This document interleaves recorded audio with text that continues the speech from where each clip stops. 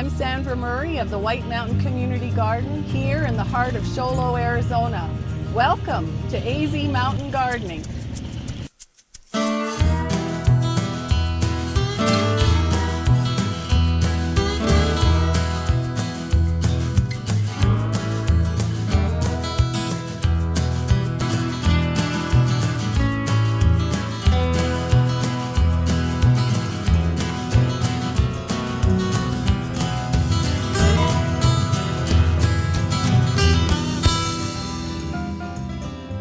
This episode, we're going to learn about some great culinary uses for oregano, hear about the brand new seed library at Show Low Public Library, start growing tomatoes in the high tunnel, and preparations for our expo event, May 25th.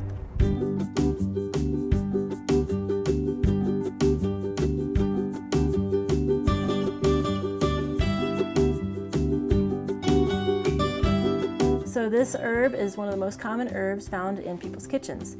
And what you can do is there's 3 different ways to get oregano in your garden. You can buy a plant, which is the easiest way.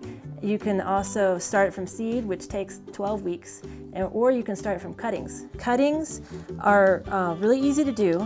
What you have to do is you have to find somebody with a nice oregano plant, and you have to cut the flimsier stems, not the woody stems. You cut 6 to 8 inches of this floppier stem, and you pull off the bottom leaves right here, and then you put this in water.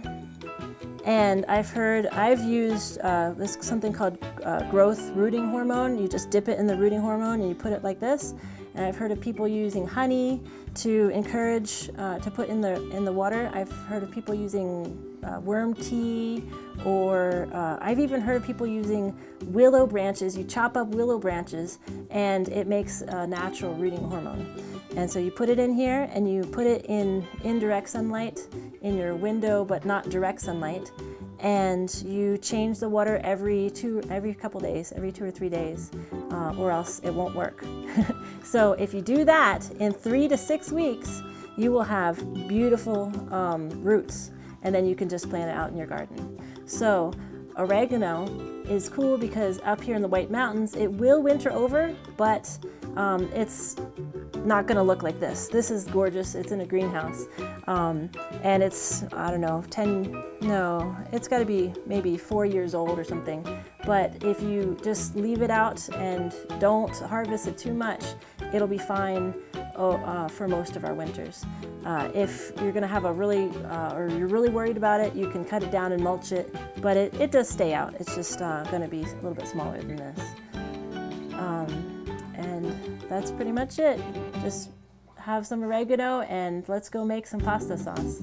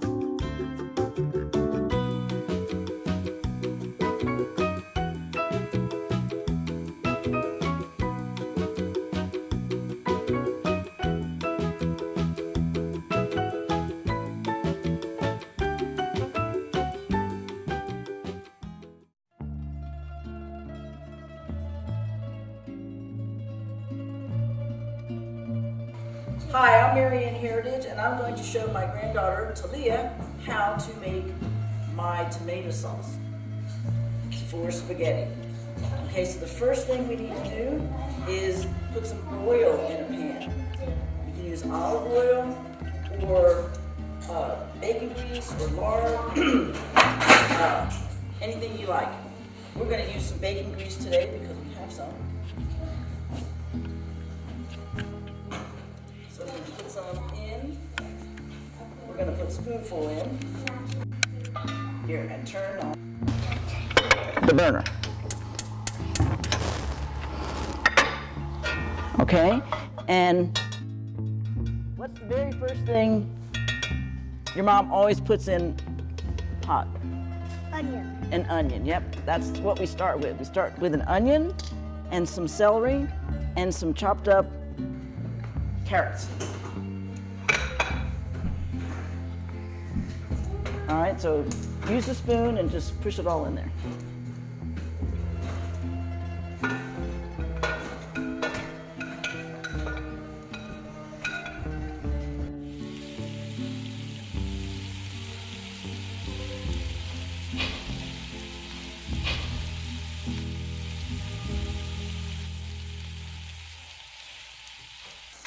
The next thing we put in is our canned tomatoes. You ready? Stir it around, keep stirring. One.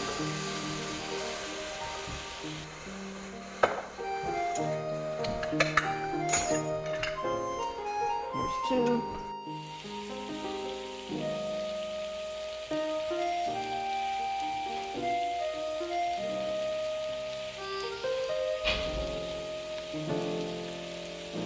Okay, give it a stir.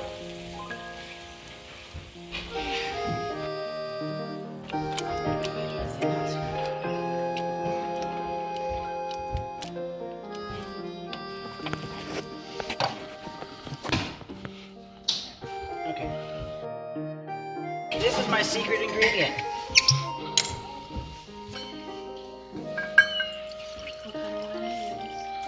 Any kind of dry red wine. That's the secret ingredient. About a little bit less than a cup.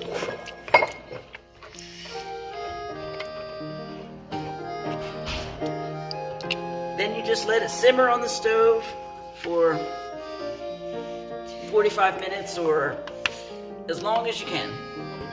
So this is my mom's homemade tomato sauce, and this is how you get your grandkids to all gather around the table and be polite and use their napkins and please and thank you, is you make them homemade tomato sauce. So that's what we're gonna do. We're gonna take this pasta, which is fancy bow tie pasta for the occasion that we have, we're videotaping today. Bow tie pasta, and use some of this gorgeous tomato sauce, and you enjoy. You can put pesto on the side too. Pesto's this basil stuff. And there's Parmesan cheese and meatballs. That makes a wonderful meal.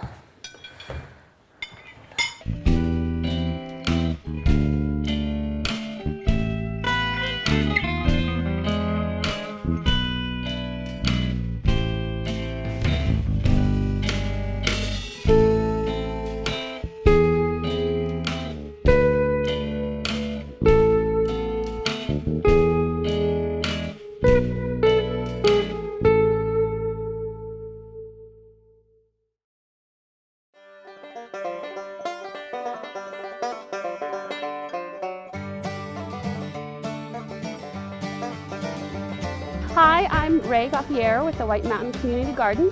Today is one of our first days back in the garden for the season, and we've got a lot of volunteers back. We're planting onions, and we're doing Texas Grano 1015, which are short day onions.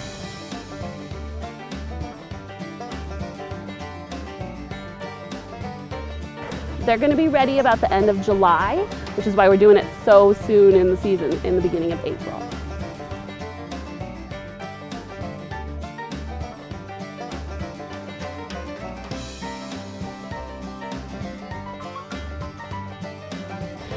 So Mary Lou is trimming the roots of the onions.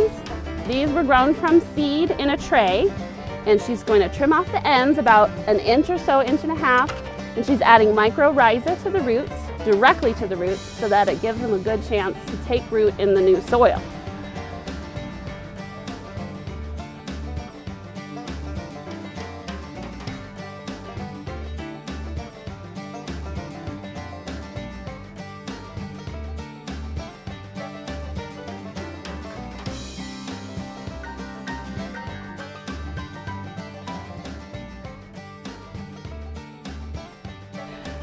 So they're planting the onions right about to where the color starts to change in depth.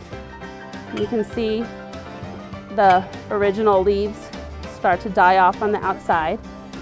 They've already been, these ones haven't been trimmed, but they'll trim the bottoms and plug it in the holes, which we made with our planters that we covered. We used also with our garlic that just creates holes every 4 inches. Makes it much easier than sticking your finger in for a billion. Yeah, down there. So good. So much better than using your finger. And these ladies have been working since about 9 o'clock this morning. They're almost done with this row. Makes it a lot faster. Hi, my name is Karen Edmondson, and I've lived up here for more than 40 years. I heard about the garden, oh my gosh, at least 10 to 15 years ago. Some friends of mine had started it. But until last year, I didn't know anybody that actually worked the garden, and I just got interested. She brought me over, she showed me everything that's happening here, and I decided that I would like to volunteer. Primarily because I like to get dirty, plus then I don't have to have a garden at home because I can, buy the vegetables here or take some of the excess vegetables from here. So it's been a really good experience. I'm learning a lot about planting, about soil, about bedding the plants, about wintering plants. We work through the winter and the snow. It's a year-round endeavor, and I just enjoy it very much.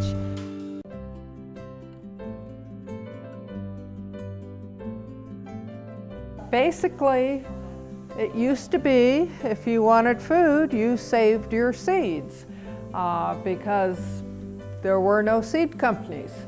And if you wanted to eat, you saved your seed from year to year, and that's the way you got seed.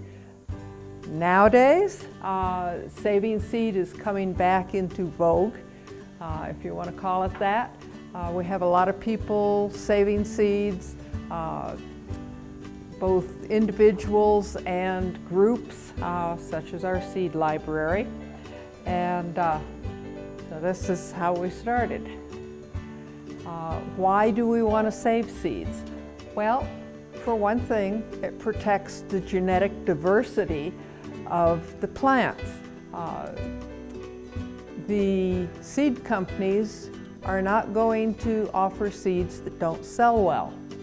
So if we preserve our own seeds, then we can go ahead and help preserve some of that genetic diversity. This is important because, for instance, the 1845 Great Potato Famine in Iowa, or Ireland. I had the I. Anyhow, you've all heard of the Great Potato Famine. Basically, at that point in time, in the mid-1800s, potatoes were a very large portion of the Irish diet.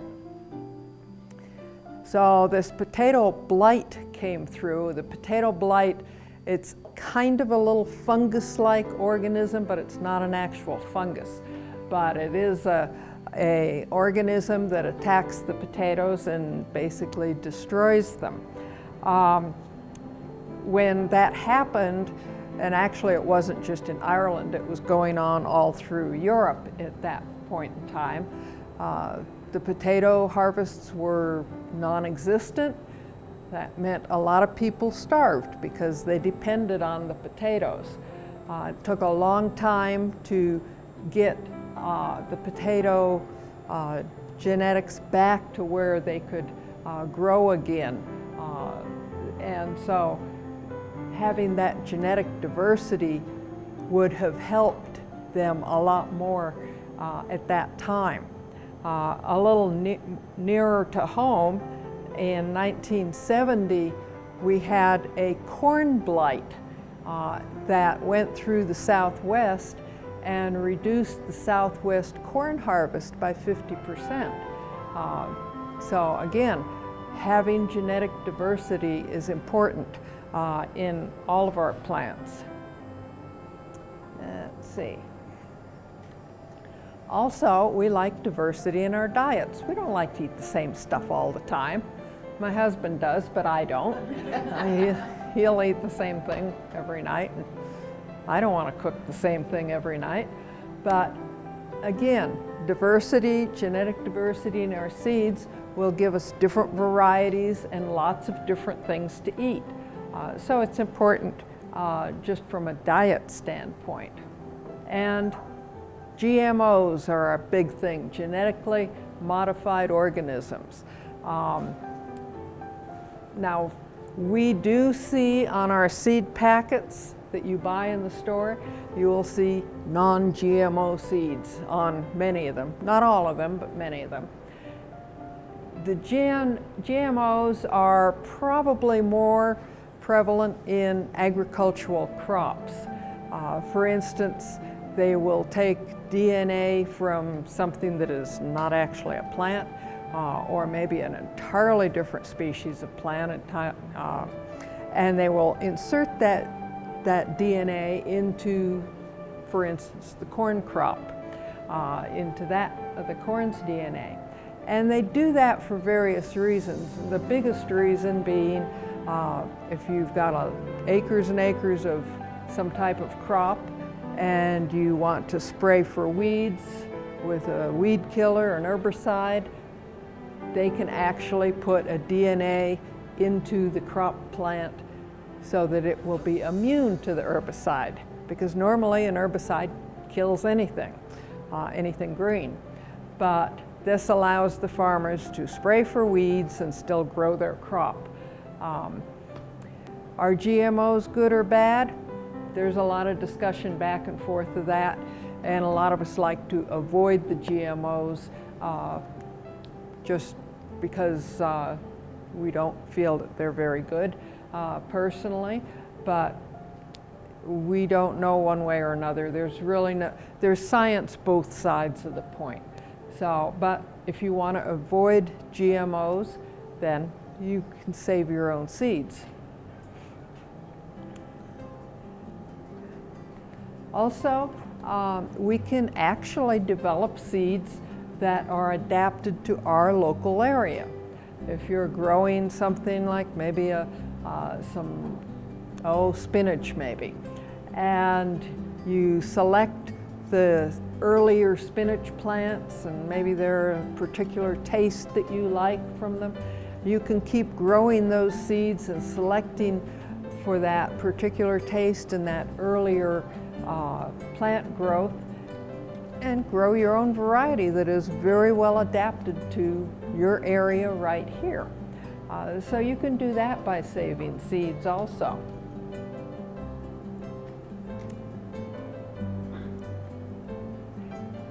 If you have allergies or food sensitivities of some sort, this is another good reason for saving seeds, and it kind of goes back to adapting seed to your own use. Maybe you're very sensitive to high acid foods, like some tomatoes can be very high in acid. Well, there are also low acid tomatoes, and you can actually take the low acid tomatoes and keep selecting for less and less acid and get one even lower. So this might help you with a particular food allergy or sensitivity. We think of disasters generally as a couple days, maybe a week, but also there are bigger disasters like hurricanes and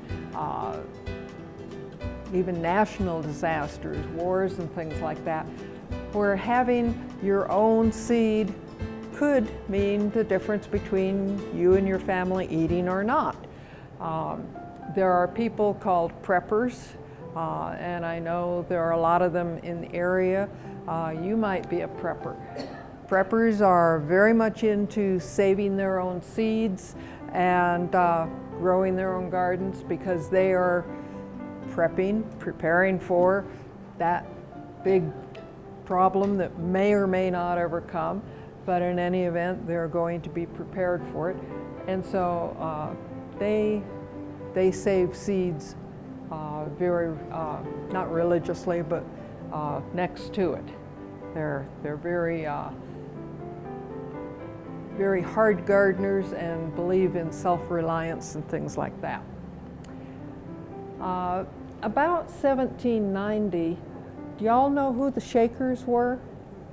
Yeah, it was a religious group from England, but they were over here too, and they are very, very good gardeners.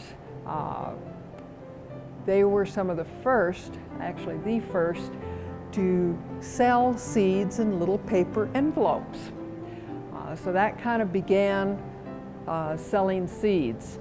Now from them, of course, we went to the seed companies, all kinds of regional seed companies, national seed companies, even international seed companies. And so now we go out, instead of saving our seeds, we go out to the big box store or whoever and buy our seeds there, which is okay, but we might not get the variety that we would like because, like I said, the seed companies are going to sell what is profitable, not necessarily what you like. We have seed libraries, seed banks, and seed exchanges. They're all popular nowadays. Seed libraries, you saw the example of ours here in Show Low, and basically it's just as Maisie said, we're trying to get as many people to grow as many of our seeds as possible, and hopefully they will bring some back. Some people will bring a lot back. Some people, for one reason or another, won't bring any back. That's okay. That's part of the game.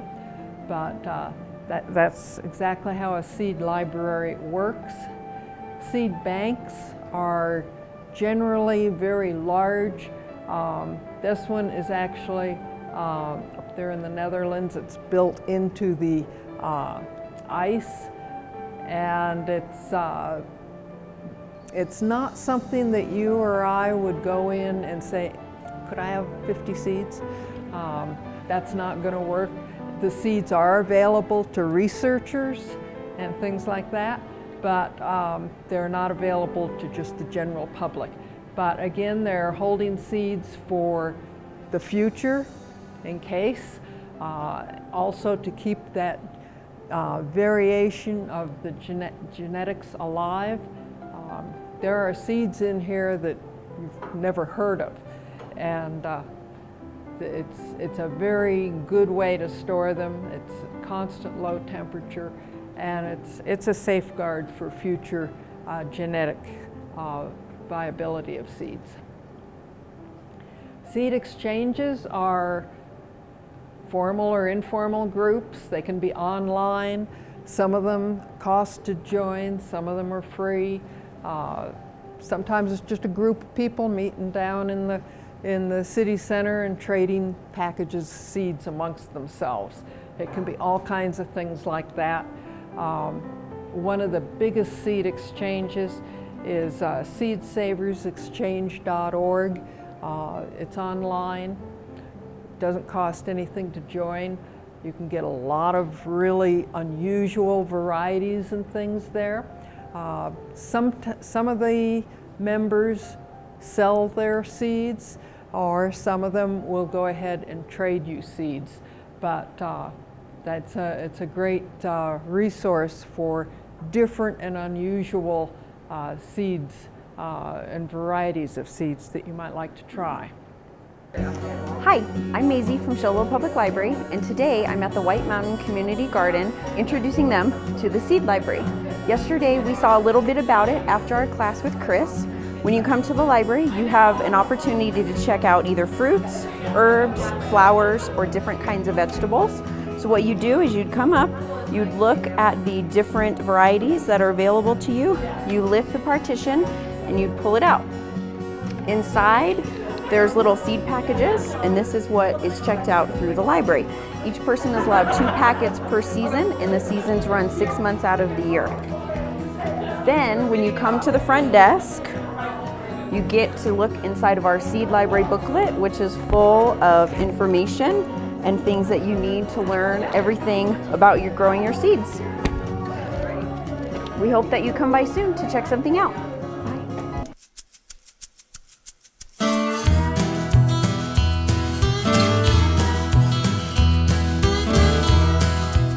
There's a lot of great information in this episode. Please join us at our Big Garden Expo May 25th. Check out the great seed library at Show Low Public Library and drop in, check out what we're growing and learning about here at the White Mountain Community Garden. See you next time.